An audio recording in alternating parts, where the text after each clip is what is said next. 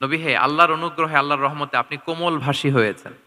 আপনি কোমল ভাষী না হয়ে যদি রূঢ় ভাষী হতেন, তাহলে মানুষজন আপনার কাছ থেকে ভেগে ভেগে পালাতো। কিন্তু আমরা দেখতাম যে সাহাবারা রাসূল সাল্লাল্লাহু আলাইহি ওয়াসাল্লামের কাছে শুধু জড়ো হইতে চেত, দেখা করতে চেত। রাসূলকে ঘিরে রাখতো। এত পছন্দ করত রাসূল সাল্লাল্লাহু আলাইহি ওয়াসাল্লামের কোমল আচরণের কারণে। ইভেন ফ্যামিলিতে কোনো সমস্যা হলে অনেক সাহাবারা বলতেন ফ্যামিলির সাথে সমস্যা হলেও তারা রাসূলের কাছে চলে আসতো। এমনকি কারো পেটে ক্ষুধা লাগলেও তারা রাসূলের দরবারে চলে আসতো। তারা বলতো রাসূল সাল্লাল্লাহু আলাইহি ওয়াসাল্লামের চেহারার দিকে তাকালেই আমাদের ক্ষুধা মিটে যেত। কি কোমল ভাষী ছিলেন। কত সুন্দর সফট ল্যাঙ্গুয়েজ রাসূল সাল্লাল্লাহু আলাইহি ওয়াসাল্লাম ইউজ করেছেন। হ্যাঁ, রাসূল সাল্লাল্লাহু আলাইহি ওয়াসাল্লাম কখনো যে কঠোর ভাষায় কথা বলতেন না তা না। মাঝে, মাঝে বলতেন। কিন্তু বেশিরভাগ উনার দাওয়া ছিল সফট অ্যান্ড মাইল্ড। মাঝে, মাঝে প্রেক্ষাপটের আলোকে রাসূল সাল্লাল্লাহু আলাইহি ওয়াসাল্লাম অনেক সময় তেজস্বী জ্বালাময়ী ভাষণ দিতেন। মনে হতো কান্নাহু তিনি কি করছেন? ব্যাটালিয়নকে কমান্ড করছেন। এটা মাঝে, মাঝে চেহারা লাল হয়ে যেত, গড়গড় করতেন যুদ্ধের আগে। কিন্তু রেগুলার বেসিসে রাসূল সাল্লাল্লাহু আলাইহি ওয়াসাল্লাম খুব কোমল ভাষায় কথা বলতেন। তাহলে ১ নম্বরে যেটা জানলাম, যদি আপনি দাওয়া মেন্টালিটি, দাওয়া মুডে থাকতে চান, আপনার ভাষা হতে হবে শক্ত না নরম? সফট হইতে হবে, কোমল। কারোর প্রতি আগ্রাসী হয়ে যেন আমরা কথা না বলি। অ্যাটাকিং মুডে যেন না বলি। বললেও শুনবে না। এটাই মানুষের নেচার। সফট ল্যাঙ্গুয়েজে বলতে হয়। ফেরাউনকে যদি বলা হয় ওর সাথে ভালোভাবে বলো, তো আমাদের আশেপাশে যারা আছে এরা তো আরো এদেরকে সম্মান দিয়ে নরম করে বলা উচিত। কি বলেন? জি, ১ নাম্বার গেল। ২ নাম্বার হচ্ছে দাওয়াকে ফলপ্রসূ করতে হলে রাসূল সাল্লাল্লাহু আলাইহি ওয়াসাল্লাম যেটা করতেন, শ্রোতাদের অনেক সময় মনোযোগ আকর্ষণের জন্য উনি অনেক ধরনের টুলস, অনেক ধরনের জিনিস তিনি ব্যবহার করতেন। যেমন একটা পদ্ধতি রাসূল সাল্লাল্লাহু আলাইহি ওয়াসাল্লামের ছিল। রাসূল সাল্লাল্লাহু আলাইহি ওয়াসাল্লাম মানুষের আকর্ষণ বৃদ্ধির জন্য মাঝে, মাঝে প্রশ্ন ছুড়ে দিতেন অডিয়েন্সকে। Drawing attention of the listener by throwing questions. Question throw করার মাধ্যমে অ্যাটেনশন গ্রো করতেন। হাদিসে এরকম অনেক উদাহরণ পাওয়া যায়। একটা ছোট্ট হাদিস শেয়ার করি, সহিহ মুসলিমে এসেছে। রাসূল সাল্লাল্লাহু আলাইহি ওয়াসাল্লাম একবার সাহাবাদেরকে বললেন, ইন্না মিনাশ শাজারি শাজারাতান লা ইয়াসকুতু ওয়ারাকুহা মাসালুহা মাসালুল মুসলিম। রাসূল সাল্লাল্লাহু আলাইহি ওয়াসাল্লাম জিজ্ঞেস করলেন, তোমরা কি কেউ বলতে পারবা? বৃক্ষরাজির মধ্যে একটা বৃক্ষ আছে, গাছের মধ্যে একটা গাছ আছে যেই গাছের কখনো পাতা ঝরে না। ওই গাছের পাতা কখনো ঝরে না। এর দৃষ্টান্ত হচ্ছে মুসলিমের দৃষ্টান্তের মতো। বলো তো ফাহাদ্দিসুনি মা হিয়া, বলো তো ওই গাছটা কি? কে বলতে পারো? আপনারা তো সব একেবারে পেরে গেছেন। তো সাহাবারা ওইদিন কেউ বলতে পারেন নাই। কারণ কি জানেন? একে তো আমরা জানি হাদিস স্টাডি করার কারণে। হাদিস স্টাডি না করলে তো আমরা বলতে পারতাম না। আমাদের দেশে তো খেজুর গাছ অত হয়ও না। তো ওনারা কেউ বলতে পারে না, এর কারণ হচ্ছে তারা ভাবছিল প্রশ্ন যেহেতু করছে এটা যেন তেন প্রশ্ন, এটা কঠিন কোনো গাছের একটা নাম বলতে হবে। তো বাড়ির পাশে যে খেজুর গাছ, মদিনার অলিতে গলিতে যে খেজুর গাছ ভর্তি, এই দিকে আর ওনাদের অ্যাটেনশন যায় না। ওনারা চলে গেছে মরুভূমিতে, ইয়ামানে, তারপর একেবারে ডেজার্টের মাঝখানে কি কি ক্যাকটাস, গুলমলতা, কি কি গাছ আছে ওগুলো আওড়াচ্ছে মনে মনে। ভাবতেছে যে খেজুর গাছের কথা তো রাসূল সাল্লাল্লাহু আলাইহি ওয়াসাল্লাম আমাদের জিজ্ঞেস করার কথা না। এ তো আমাদের গাছ, বাড়ির পাশের গাছ। তো কেউই আর বলতে পারে নাই। এরপর রাসূল সাল্লাল্লাহু আলাইহি ওয়াসাল্লাম যখন দেখলেন সবাই অপারগ, রাসূল সাল্লাল্লাহু আলাইহি ওয়াসাল্লাম বললেন, ইন্নাহা আন-নাখলা। এটা হচ্ছে খেজুর গাছ, ডেট প্লান্ট। তো আব্দুল্লাহ ইবনে ওমর রাদিয়াল্লাহু তাআলা আনহু বাড়িতে যাওয়ার পরে ওমরে ফারুককে তার বাবাকে বললেন যে, বাবা, আজকে যে রাসূল সাল্লাল্লাহু আলাইহি ওয়াসাল্লাম প্রশ্ন ছুড়ে দিলেন আপনারা যে কেউ পারলেন না, উত্তরটা কিন্তু আমি পারতাম। তো ওমরে ফারুক বললেন, বলো কি তুমি পারতা? তো বললা না কেন? তুমি আজকে উত্তর দিতে পারলে তো রাসূলের সামনে আমার বুকটা এত বড় হয়ে যেত। লাল উট পেলে আরবরা যেই খুশি, আমি এর চেয়েও বেশি খুশি হতাম। তখন উনি বললেন যে, আপনি পারতেছেন না, অন্যান্য বয়স্ক সাহাবারা পারতেছে না, মুরব্বীরা কেউ যেহেতু বলে নাই, আমি বিনয়ের খাতিরে উত্তরটা দেই নাই। কিন্তু আমি জানতাম যে এটা খেজুর গাছ। তাহলে দেখেন রাসূল সাল্লাল্লাহু আলাইহি ওয়াসাল্লাম অ্যাটেনশনটাকে ড্র করার জন্য প্রশ্ন ছুড়ে দিতেন। তো এই প্রশ্ন ছুড়ে দিয়ে কিন্তু আমরা মানুষের দৃষ্টি আকর্ষণ করতে হবে। আপনারা তো প্রশ্ন ছোড়াই তো আপনাদের কাজ, যে কি অবস্থা, শরীরটা কেমন, পেট ঠিক আছে কিনা, ঘুম হয় কিনা, কমন প্রশ্ন না আপনাদের? আপনাদের কাছে গেলেই তো প্রথমে জিজ্ঞেস করে যে হজম হয় কিনা, তারপর ঘুম আসে কিনা, এই হয় কিনা, অনেক প্রশ্নই আপনারা করেন। তো এইভাবে আপনি যদি আস্তে আস্তে প্রশ্নের ছলে যদি তাকে আপনি দাওয়া দিতে চান, আপনি কিন্তু দিতে পারেন। এটা রাসূল সাল্লাল্লাহু আলাইহি ওয়াসাল্লামের একটা দাওয়া মেথোডোলজি ছিল। ২ টা বলে ফেললাম। একটা হচ্ছে দাওয়ার ল্যাঙ্গুয়েজ হতে হবে অনেক শক্ত নাকি? হ্যাঁ, নরম, সফট অ্যান্ড মাইল্ড। ২ নাম্বার হচ্ছে প্রশ্ন ছুড়ে দিয়ে শ্রোতাকে আকর্ষণ করা, মনোযোগ আকর্ষণ করা। ৩ নাম্বার ভিজুয়াল এক্সপ্লেনেশন। রাসূল সাল্লাল্লাহু আলাইহি ওয়াসাল্লাম এটা করতেন। যাতে করে আরো সহজে বোঝানোর জন্য। এটা নিশ্চয়ই আপনারা করেন। রাসূল সাল্লাল্লাহু আলাইহি ওয়াসাল্লামের দাওয়া জিন্দেগিতে দেখা যায় প্রায় সময় কিছু উনি ভিজুয়াল এক্সপ্লেনেশন নিয়ে এসেছেন সাহাবাদের সামনে, যাতে করে সাহাবারা to get a better idea of the issue, আরো ইজিলি বুঝতে পারেন। যেমন একবার রাসূল সাল্লাল্লাহু আলাইহি ওয়াসাল্লাম অনাথ ইয়েতিমদেরকে যারা দেখভাল করে তাদের কি মর্যাদা এটা বোঝাতে যে রাসূল সাল্লাল্লাহু আলাইহি ওয়াসাল্লাম দুই আঙ্গুল উঁচু করে একবার বললেন যে আনা ওয়া কাফিলুল ইয়াতীমি ফিল জান্নাতি কাহাতাইন। আমার আঙ্গুল দুটো দেখতে পাচ্ছেন আপনারা সবাই? দুইটা আঙ্গুল উঁচু করেন তো এভাবে। মানুষ তো মনে করবে ভিক্টরি সাইন দেখাই দিছে আমরা। এই যে তো রাসূল সাল্লাল্লাহু আলাইহি ওয়াসাল্লাম বললেন আনা ওয়া কাফিলুল ইয়াতীমি কাহাতাইন, হাত নামান। অর্থাৎ আমি এবং এতিমের রক্ষণাবেক্ষণকারী কিয়ামতের দিন এভাবে কাছাকাছি প্রতিবেশী হয়ে থাকব। এই দুইটা আঙ্গুলের মাঝখানে যেমনি খুব একটা স্পেস নাই, গ্যাপ নাই, মানে একেবারে কাছাকাছি, নেইবরিং ফিঙ্গার, রাইট? আমি এবং এতিমের রক্ষণাবেক্ষণকারী এভাবে নেইবর হয়ে থাকবে। এই যে ভিজুয়াল এক্সপ্লেনেশন দেখছেন? এই যে দাওয়ার মধ্যে মাঝে মাঝে এরকম ভিজুয়াল এক্সপ্লেনেশন করতে হবে যাতে করে শ্রোতারা বুঝে। রাসূল ইসলাম এটা করেছেন। আচ্ছা, মুসনাদে আহমদে এক হাদিস এসেছে, রাসূল ইসলাম একবার খেজুরের একটা ডাল নিয়ে মরুভূমির মধ্যে একটা দাগ টানলেন। খাত্তালানা রাসূলুল্লাহ সাল্লাল্লাহু আলাইহি ওয়াসাল্লাম খাত্তান, একটা স্ট্রেইট লাইন দিয়ে রাসূল সাল্লাল্লাহু আলাইহি ওয়াসাল্লাম বললেন এটা হচ্ছে সিরাতুল মুস্তাকিম। সাহাবাদের দৃষ্টি আকর্ষিত হলো, সবাই মনোযোগী হয়ে উঠলো, তাই নাকি? সিরাতুল মুস্তাকিম, যে দোয়া আমরা প্রতিদিন করি, ইহদিনাস সিরাতাল মুস্তাকিম। খেজুরের ডাল দিয়ে স্ট্রেইট লাইন কেটে বললেন এটা হচ্ছে সিরাতুল মুস্তাকিম। এবার ওই খেজুরের ডাল দিয়ে ডানে বায়ে অনেকগুলো ছোট ছোট দাগ কাটলেন আর বললেন হাযিহি সুবুলুশ শায়তান, এগুলো হচ্ছে শয়তানের রাস্তা, এটা হচ্ছে মুস্তাকিম সোজা রাস্তা যেটা জান্নাতে যায়। আর ডানে বায়ে অনেকগুলো দাগ কাটলেন, ডেকে বললেন এই প্রতিটি রাস্তায় একটা করে শয়তান বসে থাকে আর সে তোমাদেরকে টেম্পটেশন দিতে থাকে, প্রভোকেশন করতে থাকে, ধোঁকা দিতে থাকে, ওয়াসওয়াসা দিতে থাকে। ডানে বায়ে না তাকিয়ে এই সিরাতুল মুস্তাকিমের পথেই অবিচল থাকতে হবে, ইনশাআল্লাহ বলেন। তাহলে দেখেন মরুভূমির মাঝখানে, তখন তো আর ওই যে এলইডি প্রজেক্টর থাকলে হয়তো রাসূল সাল্লাল্লাহু আলাইহি ওয়াসাল্লাম ওইটাই ব্যবহার করতেন। আমরা এটা এখন করতে পারি বোঝানোর জন্য। রাসূল সাল্লাল্লাহু আলাইহি ওয়াসাল্লাম খেজুরের ডাল দিয়ে মরুভূমির মধ্যে দাগ কেটে সাহাবীদেরকে এই ভিজুয়াল এক্সপ্লেনেশন দিলেন এবং সাহাবারা খুব সহজে বুঝতে পারলেন যে কোনটা সিরাতুল মুস্তাকিম, কোনটা সিরাতুশ শাইতান। এভাবে রাসূল সাল্লাল্লাহু আলাইহি ওয়াসাল্লাম ভিজুয়াল এক্সপ্লেনেশন ইউজ করতেন। আমরা বিশ্বাসীরা যে ভাই ভাই, মুমিনরা যে ভাই ভাই, আমাদের সম্পর্ক যে কত সুদৃঢ় মজবুত, এটা বোঝাতে যে একবার রাসূল সাল্লাল্লাহু আলাইহি ওয়াসাল্লাম বললেন আল মুমিনু লিল মুমিনি কাল বুনিয়ান। বিশ্বাসীরা তাদের সম্পর্ক হচ্ছে কাল বুনিয়ান, একটা সুদৃঢ় প্রাচীরের মতো, সীসা ঢালা প্রাচীরের মতো। ইয়াশুদ্দু বা'দুহু বা'দা, যেটার এক পাশ আরেক পাশকে মজবুত করে। Strengthening one part the others, এক পার্ট আরেক পার্টকে মজবুত করে। যেমন এই বিল্ডিং, এদিকে ভেঙে ফেললে এটা নড়বড়ে হয়ে যাবে। তিনি বুঝালেন যে সুদৃঢ় প্রাচীরের মতো হচ্ছে বিশ্বাসীদের সম্পর্ক। এটা বলে ওয়াসাব্বাকা বাইনা আসাবিহি, মানে ডান হাতের আঙ্গুলগুলো বা হাতের ভেতরে ভেবে ঢুকিয়ে দিলেন, বললেন যে এরকম মজবুত। সুবহানাল্লাহ। এই যে এই হাতের আঙ্গুলগুলো এই হাতে ঢুকিয়ে এরকম চাপ দিলে খুব শক্ত হয় না, মজবুত হয় না? রাসূল সাল্লাল্লাহু আলাইহি ওয়াসাল্লাম বললেন আমাদের বন্ধন হচ্ছে এরকম সুদৃঢ় মজবুত, সুদৃঢ় সীসা ঢালা প্রাচীরের মতো। আল্লাহু আকবার। তাহলে এই যে ভিজুয়াল এক্সপ্লেনেশন রাসূল সাল্লাল্লাহু আলাইহি ওয়াসাল্লাম বোঝানোর জন্য এই যে এরকম দাগ কাটা, কখনো এইভাবে, হাদিসে এরকম অনেক পাওয়া যায়। আমি অল্প কয়েকটা, সময়ের টাইম কনস্ট্রেইন্টের কারণে অল্প কয়েকটা নিয়ে আসলাম। তাহলে এটা রাসূল সাল্লাল্লাহু আলাইহি ওয়াসাল্লামের একটা দাওয়া মেথোডোলজি ছিল, বোঝানোর জন্য কত ইজিয়েস্ট ওয়েতে তিনি অডিয়েন্সের কাছে পৌঁছাতে পারেন। তিনি প্রয়োজনে ভিজুয়াল এক্সপ্লেনেশনের সহায়তা নিতেন। কয়টা গেল মেথোডোলজি? ৩টা। আচ্ছা, ৪ নাম্বার হচ্ছে গ্রাজুয়ালিটি, ধীরে ধীরে ধাপে ধাপে দাওয়া পরিচালনা করা, দাওয়া কাজ করা। এটাতে অনেক সময় আমরা ভুল করে ফেলি। আমরা অনেক সময় একটু রাশিং মেন্টালিটিতে থাকি, তাড়াহুড়ো। একজন ভাই নতুন দিনে ফিরছে, আগে হয়তো সংশয়বাদী ছিল, নাস্তিক ছিল, প্র্যাকটিস করতো না, এখন সে প্র্যাকটিসের ইচ্ছা করছে। এই সুযোগ পেয়ে আমি তারে বলা শুরু করলাম নামাজ পড়তে হবে, রোজা রাখতে হবে, যাকাত দিতে হবে, তোমার ওয়াইফরে পর্দা করাইতে হবে, হালাল হারাম ও কয়েক সারছে, আমার সম্ভব না। ও বলবে ভাই আগে যা ছিলাম ওইটাই ভালো ছিল, এতগুলো তো আমি মানতে পারবো না। এই যে আপনি তাকে দিন থেকে ভাগালেন, আপনার দাওয়া মেথোডোলজি জানা না থাকার কারণে আপনি তাকে ভাগালেন। একসাথে আপনি এত কথা বলবেন না। নতুন যখন কেউ দিনে ফিরে তাকে আপনি একসাথে এত কথা বলবেন না।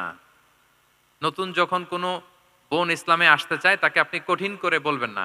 উপরে আমাদের বোনরা আছে, তাদেরকেও আমি বলবো সহজ করে বলেন। প্রথমে নামাজের কথা বলেন, নামাজ আস্তে আস্তে পড়ুক যতটুকু পারুক। প্রথমে হয়তো ৫ ওয়াক্ত পারবে না, ১ ওয়াক্ত ২ ওয়াক্ত দিয়ে শুরু করবে, এরপর আস্তে আস্তে ৫ ওয়াক্ত যাবে। এরপর তাকে একটু শালীন পোশাকের কথা বলেন যে তুমি একটু শালীন পোশাক পরো, সেফটি সিকিউরিটির জন্য ভালো। সেটাতে অভ্যস্ত হলে তাকে হেজাবের দাওয়াত দিবেন আপনি, হেজাবে অভ্যস্ত হলে নেকাবে দাওয়াত দিবেন আপনি। এইভাবে গ্রাজুয়ালিটি, ধাপে ধাপে, একসাথেই কঠিন করে দিনকে উপস্থাপন করা যাবে না। দাওয়া ইজ এ গ্রাজুয়াল প্রসেস। হ্যাঁ, গ্রাজুয়ালি যাইতে হবে, beginning with the most important issue first, তারপর যেটা ইম্পর্টেন্ট, তারপর যেটা ইম্পর্টেন্ট, ধাপে ধাপে আপনি তাকে বলবেন। আপনারা নিশ্চয়ই সবাই মদ হারাম হওয়ার যে স্টেপগুলো আছে জানেন না? কয়বারে হারাম হয়েছে? ৩ বারে। ওয়াসআলুনাকা আনিল খামরি ওয়াল মাইসির কুল ফীহিমা ইসমুন কাবীরুন ওয়া মানাফিউ লিন-নাস ওয়া ইসমুহুমা আকবারু মিন নাফইহিমা। প্রথমে বললেন মদে কিছু উপকার আছে কিন্তু এটার গুনাহ বেশি, ক্ষতি বেশি। কিন্তু সামান্য উপকার আছে। তো মানুষ সচেতন হয়ে গেল যে না, এটা কিন্তু গুনাহ আছে, ক্ষতি আছে, সাবধান হইতে হবে। মদ খাওয়া কমায় দিল। আচ্ছা, এরপর বলা হলো ওয়ালা তাকরাবুস সালাতা ওয়া আনতুম সুকারা, মাতাল হয়ে মদ খাওয়া অবস্থায় নামাজে যেও না। কারণ কোন এক সাহাবী নামাজে এমন ভাবে তেলাওয়াত করলেন, অর্থ চেঞ্জ হয়ে গেল। ফলে দিনে ৫ বার মদ খাওয়া যাবে না। এই আয়াত দিয়ে তো তাই বোঝা যায়, তাই না? ৫ বারের জন্য যখন সাবধান হয়ে গেল, আরো তারা অভ্যস্ত হয়ে গেল। এরপরে নাজিল হলো ইন্নামাল খামরু ওয়াল মাইসিরু ওয়াল আনসাবু ওয়াল আজলামু রিজসুম মিন আমালিশ শাইতানি ফাজতানিবুহু। মদ, জুয়া, ভাগ্যলিপি এগুলো শয়তানের কাজ, এগুলো থেকে বেঁচে থাকো। সবাই মদিনার ঘরের ভেতরে মদের বোতল যেগুলো ছিল ভেঙে সব রাস্তায় মদ দিয়ে মদিনার অলিগলি সয়লাভ। সুবহানাল্লাহ, কারো কষ্ট হয়নি। কারণ ধাপে ধাপে মদকে হারাম করা হয়েছে। কেউ যদি চেইন স্মোকার থাকে, আপনি যদি বলেন যে স্মোকিং হারাম, কালকে থেকে একটাও খেতে পারবে না, ও পারবে? ও তো মারা যাবে। ও সব বাদ দিতে পারবে, স্মোকিং বাদ দিতে পারবে না। তো কি করবেন? তাকে আপনি অল্প অল্প করে, যে একটু একটু করে ছাড়ো। এই যে রমজান আসতেছে, সারাদিন তো করতেই পারবা না, রাতে দুই তিনটা করে খাইও, বেশি খাইও না। না মানে ছাড়ানোর জন্য বলতেছে আর কি। যে ১০টা খায় তারা যদি আপনি ২টা খাইতে বলেন, এটা তো আপনি দাওয়াই দিলেন নাকি, কমাইতে বললেন তো। সিগারেটের প্রতি তার উৎসাহিত করতেছি না আমরা। চেইন স্মোকার ও ১০টা ছাড়া হয় না প্রতিদিন। তো এই রমজানে আপনি তারা বললেন যে সারাদিন তো তুমি না খেয়ে থাকবা, রাতে একটা দুইটা বা তিনটা গেল। প্রথম দশকে ৩টা, এরপরের দশকে ২টা, তারপরের দশকে একটা। যে একটা খায় তারপরের দিন তো সে চাইলে ছেড়েও দিতে পারে, কি বলেন? এইভাবে গ্রাজুয়ালি তাকে ছাড়ানোর জন্য অভ্যস্ত করতে হবে। তাহলে এই গ্রাজুয়ালিটিটা দরকার। আমি হাদিস থেকে, সিরাত থেকে একটা উদাহরণ দেই, শুনুন। রাসূল সাল্লাল্লাহু আলাইহি ওয়াসাল্লাম মুআয ইবনে জাবাল রাদিয়াল্লাহু তাআলা আনহুকে ইয়ামানের গভর্নর করে পাঠালেন। তো তখন তাকে বললেন যে মুআয, ইন্নাকা তাআতি কওমান মিন আহলিল কিতাব, তোমাকে এমন একটা এলাকার গভর্নর করে পাঠাচ্ছি, তারা কিন্তু আহলে কিতাব, মানে people of the books, Jews and Christian community, তারা ইহুদি খ্রিস্টান। তো তাদেরকে যখন দাওয়াত দিবা, ধাপে ধাপে দিবা। কিভাবে দিবা? তিনি বললেন ফাদউহুম ইলা শাহাদাতি আন লা ইলাহা ইল্লাল্লাহ ওয়া আন্না মুহাম্মাদুর রাসূলুল্লাহ। প্রথমে দাওয়াত দিবা তাওহীদ আর রিসালাতের। আওয়াজ করে বলেন, প্রথমে কিসের? তাওহীদ এবং রিসালাতের। আচ্ছা, ফা ইনহুম আতাউ লিযালিক, তারা যখন এটা মেনে নেয়। আরবিটা খেয়াল করেছেন অর্থটা? ফা ইনহুম আতাউ লিযালিক, তাওহীদ রিসালাত যদি মেনে নেয় তাহলে তাদেরকে ৫ ওয়াক্ত নামাজের দাওয়াত দিও। আচ্ছা, ৫ ওয়াক্ত নামাজে যখন তারা অভ্যস্ত হয়ে যায়, ফাইনহুম আতাউ লিযালিক, যখন তারা এটাও মেনে নেয় তখন তাদেরকে যাকাতের আদেশ করো। সুবহানাল্লাহ, সুবহানাল্লাহ। দেখেন ধাপে ধাপে, একবারে সবগুলো বিধান একবারে তাদের সাথে শেয়ার করতে বলেননি। প্রথমে তাওহীদের, রিসালাতের, মেনে নিলে সালাতের, মেনে নিলে যাকাতের, ধাপে ধাপে। তাহলে একবারে কেউ নতুন যখন দিনে ফিরেছে, একবারে সবকিছু তার ঘাড়ে চাপিয়ে দিবেন আপনি? কি করবেন? গ্রাজুয়ালি, ধাপে ধাপে আমরা এই দাওয়াটা তাদেরকে দেওয়ার চেষ্টা করব। এটা খুব ইফেক্টিভ হবে, ফলপ্রসূ হবে। কয়টা বললাম আমরা? ৪টা। আপনাদের মনোযোগ আছে তো? বোরিং হচ্ছেন না তো? একটু বোরিং বোরিং লাগতেছে আপনাদের? হওয়ার কথা, যেহেতু সেই সকাল থেকে আমি শুনলাম ১১টা থেকে প্রোগ্রাম। তো যারা দূর থেকে আসছেন নিশ্চয়ই ফজরের পরে রওনা দিয়ে। ঢাকার বাইরে থেকে আসছেন কারা কারা দেখি তো একটু। ইয়া সালাম, আপনারা নিশ্চয়ই ফজর পরে রওনা হয়েছেন গতকাল। মাশাআল্লাহ, মাশাআল্লাহ, আল্লাহ তাআলা কবুল করুক। আসুন আমরা তাকবীর পড়ি, তাহলে আরেকটু এনার্জেটিক হব আমরা। লিল্লাহি তাকবীর, লিল্লাহি তাকবীর, লিল্লাহি তাকবীর। একটু এনার্জেটিক লাগতেছে না এখন?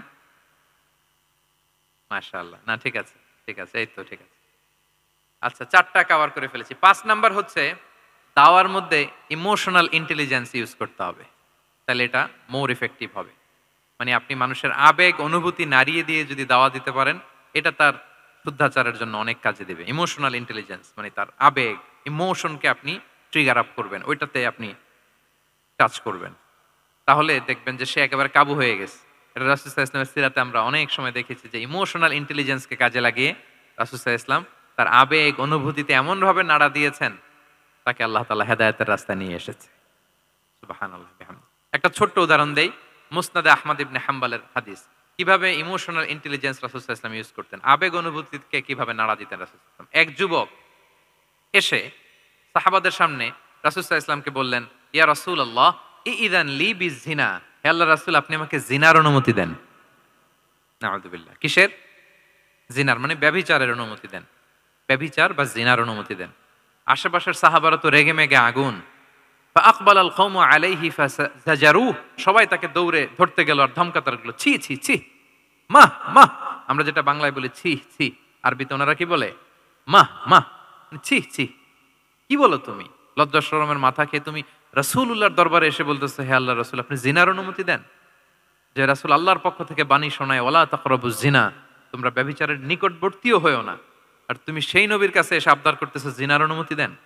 তারা যখন তেরে আসলো এই যুবকের দিকে, রাসূল সাল্লাল্লাহু আলাইহি ওয়াসাল্লাম তাদেরকে থামালেন, বললেন যে তোমরা থামো, যুবককে ডেকে আনো আমার কাছে। যুবককে নিয়ে আসা হলো। রাসূল সাল্লাল্লাহু আলাইহি ওয়াসাল্লাম তাকে পরম আদরে কাছে টেনে নিলেন। এবার তাকে জিজ্ঞেস করলেন, তুমি জিনার অনুমতি চাও না? বলে যে ইয়া রাসূলুল্লাহ জি, জিনার অনুমতি চাই। তখন রাসূল সাল্লাল্লাহু আলাইহি ওয়াসাল্লাম বললেন, তুমি আমাকে উত্তর দাও তো, তুমি বলো তো যে আতুহিব্বুহু লি উম্মিক, তুমি কি পছন্দ করবে যে কোনো পরপুরুষ তোমার মায়ের সাথে এই জিনাটা করুক? তোমার এটা ভাল লাগবে? সে বলে লা ইয়া রাসূলুল্লাহ, না কখনো না, আমার মায়ের সাথে কেউ এই পাপাচারে লিপ্ত হবে এটা কোনো মানুষ মেনে নিবে না। আমি কেন, কেউ মেনে নিবে না।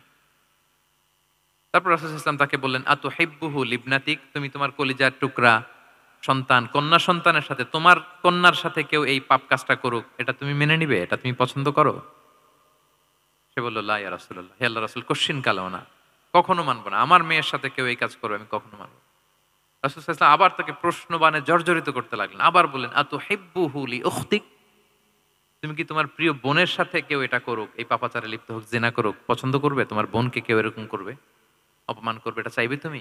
বলে কখনো না, লা ইয়া রাসূলুল্লাহ, কখনো না, কেউই তো পছন্দ করবে না এটা। তখন রাসূল সাল্লাল্লাহু আলাইহি ওয়াসাল্লাম বললেন, তুমি যার সাথে জিনার অনুমতি চাইছো সে তো কারো না কারো মা, কারো না কারো মেয়ে, কারো না কারো বোন, তুমি এভাবে কেন ভাবতে পারো না? সুবহানাল্লাহ বিহামদিহি। এই কথা বলার পরে তো সে একেবারে ইমোশনালি এমন ড্যামেজ হয়েছে, লজ্জায় কাচুমাচু হয়ে মাথা নিচু করে দাঁড়ায়। তখন রাসূল ইসলাম তার পিঠে একটা আলতো চাপড় মারলেন, পরম মমতায় আলতো চাপড় দিয়ে তার জন্য দোয়া করলেন, আল্লাহুম্মা গফির যামবাহ ওয়া তাহহির কলবাহ ওয়া হাসসিন ফারজাহ, আল্লাহ তুমি এই যুবকের পাপ মোচন করো, আল্লাহ তুমি তার অন্তরটাকে পরিশুদ্ধ করো, আল্লাহ তুমি তার চরিত্রটাকে নিষ্কলুষ করো। এই হাদিসের রাবি উনি বলতেছেন, ফালাম ইয়াকুন বা'দা যালিকাল ফাতা ইয়ালতাফিতু ইলা শাই, ওই দিনের পর থেকে এই যুবক কখনো কোনো পরনারীর দিকে রাস্তায় তাকায় নাই। এই ইমোশনালি যখন তাকে দুর্বল করা হলো, তাকে যখন এইভাবে রাসূল সাল্লাল্লাহু আলাইহি ওয়াসাল্লাম প্রেজেন্টেশন করলেন, হাদিসের বর্ণনাকারী বলেন এরপরে আমরা কোনোদিন তাকে পরনারীর দিকে তাকাতে দেখি নাই। তার হৃদয়টাকে আল্লাহ তাআলা পরিশুদ্ধ করে দিলেন। রাসূল সাল্লাল্লাহু আলাইহি ওয়াসাল্লাম ওয়া ইউযাক্কিহিম, কিভাবে মানুষকে পরিশুদ্ধ করতে দেখেন, কিভাবে তার আবেগ অনুভূতিকে নাড়িয়ে তার চিন্তার জগতে আলোড়ন সৃষ্টি করে তাকে এমন ভাবে কাবু করলেন যে রাসূল সাল্লাল্লাহু আলাইহি ওয়াসাল্লাম যেই দিকে তাকে গাইড করতেছে এখন সে সেদিকেই যেতে বাধ্য। তো এইটা আমাদেরকে করতে হবে, ইমোশনাল ইন্টেলিজেন্স কাজে লাগিয়ে মানুষের আবেগ অনুভূতিতে নাড়া দিয়ে যদি আপনি তাকে কোনো কথা, কোনো বার্তা, কোনো নাসিহাত করেন, তখন সেটা সে শুনে, এমন শোনা শুনে এমন ভাবে সে হেদায়েতের পথে আসে যেটা আমরা কল্পনাও করতে পারি না। তাহলে এটা যেন আমরা করি, এটা খুবই প্রোডাক্টিভ, এটা খুবই ইফেক্টিভ, এটা খুবই ফ্রুটফুল, কাজে দেয় মানুষকে ইমোশনালি তাকে দাওয়া দেওয়া। এই পয়েন্টটা বুঝতে পেরেছেন তো সবাই, না? আলহামদুলিল্লাহ। কয়টা গেল? 5টা। 6 নাম্বার মেথোডোলজি হচ্ছে দাওয়া should be full of love. দাওয়া বললে এটার সাথে লাভ থাকতে হবে, লাভ, ভালোবাসা। যদি আপনি দাওয়া বলেন এখানে লাভ থাকতে হবে। ইট কামস উইথ লাভ, ভালোবাসা। ভালোবাসা দিয়ে আপনি মানুষের হৃদয় জয় করতে হবে। আমরা দায়ীরা অনেক সময় বেশি জাজমেন্টাল হয়ে যাই। আরব শায়েখরা বলে যে নাহনু দুআত লাসনা কুদাত, আমরা দায়ী, আমরা জাজ নই, উই আর নট জাজেস। আমাদের অনেক দায়ীর আমরা ভুল করে ফেলি, আমরা বলি যে ও খারাপ, ও এটা, ও জাহান্নামী, ও খারিজ, এরকম আমরা সবাইকে নাকচ করি। মনে হয় যেন সবাইরে জাহান্নামে পাঠাই আমি একা জান্নাতে যেতে পারলেই সফল। আচ্ছা বলেন তো, সব গেল জাহান্নামে, আপনি একা শুধু জান্নাতে, ভাল লাগবে আপনার? এই যে আজকে আমরা এখানে সবাই ছাত্র, শিক্ষক, ডিস্টিংগুইশড গেস্টরা, উপরে আমাদের বোনরা, কত ভাল লাগতেছে না? ধরেন যে ২,৫০০ সিটিং ক্যাপাসিটির এই চীন মৈত্রী সম্মেলন কেন্দ্রে কেউ নাই, শুধু আপনি একা। এই বিশাল হল রুমে কেউ নাই, আপনি একা, ভাল লাগবে? তখন মিস্টার বিনের মতো হা হু করা লাগবে শুধু একা একা, ঠিক না? তো সবাইকে জাহান্নামে পাঠিয়ে শুধু আমি জান্নাতে গেলে এটা আমার ভাল লাগবে না ওই জান্নাতে। তো আমরা কিভাবে আমাদের জান্নাতের দলকে ভারী করতে পারি, এই চেষ্টাটা আমাদের বেশি বেশি করতে হবে, কি বলেন? তাহলে দাওয়া should be full of love, কারণ ভালোবাসা দিয়ে যা জয় করা যায়, কঠোরতা দিয়ে তা পারা যায় না। ভালোবাসা দিয়ে আপনি যেটা করতে পারবেন, কঠোরতা দিয়ে কখনো সেটা করতে পারবেন। আসুন আমরা হাদিস থেকে শুনি, সিরাত থেকে শুনি। আল্লাহর হাবিব সাল্লাল্লাহু আলাইহি ওয়াসাল্লাম মসজিদে নববীতে বসে আছেন সাহাবাদেরকে নিয়ে। হঠাৎ এক বেদুইনের আগমন। বেদুইন মানে যার মধ্যে নগর জীবনের কোনো নিয়ম কানুন সে দেখেনি, জানে না, বুঝে না। সিভিলাইজেশন বলতে যেটা বুঝি, ভদ্রতা, কার্টিসি, ম্যানার, এটা সে শিখেনি। এরকম এক বেদুইন অনেক দূর পল্লী থেকে মদিনার মসজিদে নববীতে এসেছে, কিন্তু সে ইসলাম ধর্ম গ্রহণ করেছে, মুসলিম। তো মসজিদে ঢুকে সে ২ রাকাত নামাজ পড়তেছে। এসে যে রাসূলকে সালাম দিবে, কথা, ওই কার্টিসিটাও নাই। রাসূল সাল্লাল্লাহু আলাইহি ওয়াসাল্লাম বসা ওইদিকে সাহাবাদের নিয়ে, সে তার মতো এসে এক জায়গায় মসজিদের সাথে তার উট বেঁধে সে ২ রাকাত নামাজ পড়ে দোয়া করতেছে আল্লাহর কাছে। কি দোয়া জানেন? দোয়ার মধ্যেও কাটিসি নাই। দোয়াতে বলে, ইয়া আল্লাহ, আল্লাহুম্মা আরহামনি ওয়ারহাম মুহাম্মাদা ওয়ালা তারহাম মা'ানা আহাদা। মানে আল্লাহ তুমি শুধু আমারে রহম করো আর মুহাম্মদ সাল্লাল্লাহু আলাইহি ওয়াসাল্লামরে রহম করো, আমাদের সাথে আর কাউরে রহম করো না তুমি। বেদুইন, তার মধ্যে আদাবু দোয়া, দোয়ার যে একটা এটিকেটস আছে এটা তো তার জানা নাই। দোয়ায় অন্যদের জন্য দোয়া করলে যে নিজের লাভ এটা সে জানতো না। আমি যদি বলি যে আল্লাহ এই ভাইদেরকে তুমি কবুল করো, তখন ফেরেশতারা বলে আল্লাহ যিনি দোয়া করতেছে আগে তাকে তুমি কবুল করো। কেউ অসুস্থ, আমি যদি বলি আল্লাহ আমার এই ভাইকে তুমি সুস্থ করো, আল্লাহর ফেরেশতারা বলে আল্লাহ যিনি দোয়া করলেন আগে তার রোগ বালাই থাকলে আগে তাকে সুস্থ করো। এই যে দোয়ার এটিকেটস, আদাব ও দোয়া, এটা সে জানতো না। সে দোয়া করতেছে আল্লাহুম্মা আরহামনি ওয়ারহাম মুহাম্মাদা ওয়ালা তারহাম মা'ানা আহাদা, শুধু আমারে রহম করো, মুহাম্মদ সাল্লাল্লাহু আলাইহি ওয়াসাল্লাম রহম করো, আর কাউরে না। তো রাসূল সাল্লাল্লাহু আলাইহি ওয়াসাল্লাম দূর থেকে দেখতেছেন এই দোয়া, আর বলতেছেন যে হায় রে, একটা প্রশস্ত জিনিসকে সে সংকীর্ণ বানায় ফেললো। আল্লাহর কাছে কি রহমের কোনো কমতি বা ঘাটতি আছে? নাই। সে তো দোয়াতে সবাইকে ইনক্লুড করতে পারত। তো রাহমাতাল লিল আলামিন আল্লাহর হাবিব সাল্লাল্লাহু আলাইহি ওয়াসাল্লাম তিনি বুঝতে পেরেছেন যে এই লোকটা আসলে বেদুইন, তার মধ্যে ওই কার্টিসি নাই। তো তিনি ফলো করতে লাগলেন যে দেখি লোকটা কি করে। তো লোকটা দোয়া টোয়া করেই এবার যে মসজিদের এক কর্নারে বসে ওখানেই পেশাব করা শুরু করলো। মানে কোনো কার্টিসি, নিয়ম, ভদ্রতা তার জানা নাই। তো তাকে পেশাব করতে দেখে বাকি লোকেরা তো তাকে ধরতে গেল, মারতে গেল। রাসূল সাল্লাল্লাহু আলাইহি ওয়াসাল্লাম বললেন দাউ, রাখো রাখো, আরে থামো থামো, ওকে কাজ সারতে দাও, ওকে ওর কাজ সারতে দাও। কারণ আপনারা এটা ভালো জানেন যে ওয়াশরুম সারা অবস্থায় যদি কেউ বাইরে থেকে জোরে ডাক দেয় তাহলে অবস্থা খারাপ আছে, ঠিক কিনা বলেন? কেউ টয়লেট সারতেছে ওয়াশরুমে, তখন যদি আপনি জোরে নক করেন এটা তার ক্ষতি হয়, কারণ আগে তাকে ওইটা পাস করতে হবে স্মুথলি। এটাও একটা এটিকেট যে কেউ ওয়াশরুমে গেল, আমাকেও যেতে হবে, তো আমি যে বারবার ডিস্টার্ব না করে ওখানে একটু পায়চারা করতে পারি, একটু হালকা মৃদু শব্দে কাশি দিতে পারি, বা আমি যে বাইরে আছি সামওয়ান ইজ ওয়েটিং আউটসাইড, এটা তাকে বোঝাতে পারি। কিন্তু অনেকে যে কি করে, ধাম ধাম করার যখন শুরু করে ওই বেচারার তো অবস্থা টাইট। এটা যেন আমরা না করি, এই শিক্ষাটা কিন্তু এই হাদিস থেকে পাই। রাসূল সাল্লাল্লাহু আলাইহি ওয়াসাল্লাম বললেন দাউ দাউ, রাখো রাখো, আরে ছাড়ো ছাড়ো, ও তো এখন ইয়ে করতেছে, ইউরিন পাস করতেছে, রাখো, ওটাও সারুক, আগে সারুক, আমরা পরে ডিল করি। তো সবাইকে তিনি থামালেন, ও সারলো। এবার রাসূল সাল্লাল্লাহু আলাইহি ওয়াসাল্লাম বললেন এবার তোমরা যে ওয়াহারিকু আলা বাউলিহি সাজলান মিন মা, যেহেতু মসজিদে নববীর ফ্লোর ছিল বালুর ফ্লোর, শুকিয়ে যাবে, বললেন যে ওর পেশাব করা জায়গার উপর এক বালতি পানি ঢেলে দাও। সাহাবারা দিল। আর এই বেদুইন লোককে রাসূল সাল্লাল্লাহু আলাইহি ওয়াসাল্লাম কাছে টেনে নিলেন, যে তাকে খুব ভালোবাসা দিয়ে বললেন কি অবস্থা তোমার, কোত্থেকে আসছো, সব খোঁজ খবর নিয়ে বললেন যে তুমি যে এইখানে নামাজ পড়লা, এরপরে আবার এই কাজটা সারলা, তুমি কি জানো এইখানে আল্লাহর জিকির করা হয়, এটা আমাদের এবাদতগাহ, এখানে আমরা রবের জিকির করি, তার কাছে ফরিয়াদ করি, সবাই মিলে এই কমিউনিটির সবাই এখানে আসে, এই কমিউনিটির, মদিনার কমিউনিটির সবাই মিলে নারী পুরুষ নির্বিশেষে আমরা এসে এখানে আল্লাহর কাছে ফরিয়াদ করি, দোয়া করি, এবাদত করি, কোরআন তেলাওয়াত করি, এটা আমাদের এবাদতগাহ। এইখানে কি এমন কাজটা করা তোমার ঠিক হলো? সে তো লজ্জায় কাঁচুমাচু হয়ে রাসূল সাল্লাল্লাহু আলাইহি ওয়াসাল্লামের কাছে ক্ষমা চাইতেছে। সুবহানাল্লাহি বিহামদি। একটা কঠিন পরিস্থিতিকে ভালোবাসা দিয়ে রাসূল সাল্লাল্লাহু আলাইহি ওয়াসাল্লাম কোথায় নিয়ে যেতেন এটাকে? পুরো হিস্ট্রি পাল্টে দিতেন, সিনারিও পাল্টে দিতেন। সাহাবারা অবাক হলো। তারাও শিখলো যে না, এরকম করা যাবে না। তখন তাকে এইভাবে ডিল করলেন। আর সাহাবারা যারা রাগারাগি করেছিল, সাহাবীদেরকে রাসূল সাল্লাল্লাহু আলাইহি ওয়াসাল্লাম বললেন, "ফাইন্নামা বুইসতুম মুয়াসসিরিন ওয়া লাম তুবআসু মুআসসিরিন।"